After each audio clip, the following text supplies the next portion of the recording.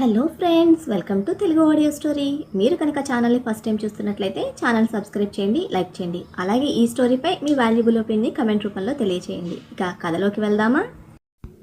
చెల్లి నీవెవరో పార్ట్ 122 చూసే ముందు పార్ట్ 121 చూడండి. లింక్ డిస్క్రిప్షన్లో ఇవ్వడం జరిగింది. నీ అన్నకి తోడు దొంగవు కదా నువ్వు. నీ అన్నకి తమ్ముడుగా ఉండాలనుకుంటే నరికి పోగులు పెడతా అని బెదిరించి ఓకే సార్ అని వణికిపోతూ ఆన్సర్ ఇచ్చిన నిశాంత్ కాలర్ పట్టుకొని దగ్గరకు గుంజి మీ అమ్మని తీసుకొని రేపు దొబ్బే అనడంతో నిలువుగా తలూపాడు. సరే అంటూ భయంతో సగం చచ్చిపోతున్న వాడిని వదిలేసి వేగంగా బయటకు వెళ్ళిపోయాడు రాణా. వెనక్కి ఉదయ్ కూడా అదే భయంతో చెమటలు కక్కుతూ తన రూమ్కి వెళ్ళాడు నిశాంత్. రాణా మీద చెప్పలేని ఆవేదన, వికాస్ని విడిపించలేని నిస్సహాయతతో అమృత రూమ్కి వచ్చేసింది చైత్ర.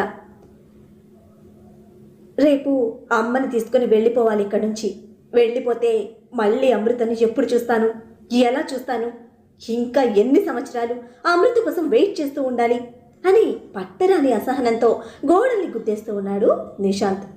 ఆక్రోశంతో విరహంతో అతని హృదయం విలవిలలాడిపోతోంది. ఎలా అయినా అమృతను తన సొంతం చేసుకోవాలని తహతహలాడుతున్న అతని బుర్ర 100 రకాలుగా ఎలా ఎలా అని ఆలోచిస్తూనే ఉంది. ఇవేమీ తెలియని అమృత మరణాన్ని కోరుకుంటున్న శరీరంతో మత్తులో బెడ్ మీద ఉంది. తనని చూస్తూ కళ్ళు తుడుచుకొని నిబ్బరంగా ఫోన్ తీసుకుని బయటకు వెళ్ళింది చైత్ర.